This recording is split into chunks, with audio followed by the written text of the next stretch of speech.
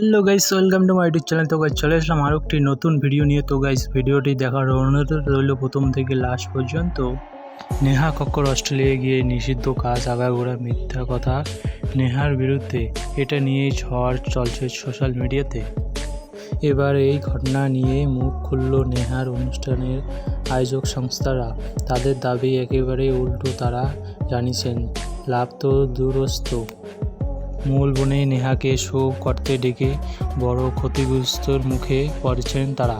Kolkata Australian মূল বনে অনুষ্ঠান করতে যাওয়ার নিয়েই যত কাণ্ড। সদস্য মূল বনে অনুষ্ঠান করতে গিয়েছিলেন নেহা কক্কর, আর সেখানে 3 ঘন্টারও দেরি করেন নেহা কক্কর। মঞ্চে পৌঁছান তিনি, সেই থেকেই শুরু হয় অনেক সমস্যা। ক্ষোভে ফেটে পড়েন দর্শকের। নেহা মঞ্চে ওঠার মাত্র দর্শকরা থেকে বলা হয় যে আপনি হোটেলে গিয়ে বিশ্রাম করুন। তারপরে নেহা কক্করকে বলেন এটা অস্ট্রেলিয়া, ভারত নয়। নেহার পরিস্থিতি সামলাতে না পারে কেঁদে ফেলেন।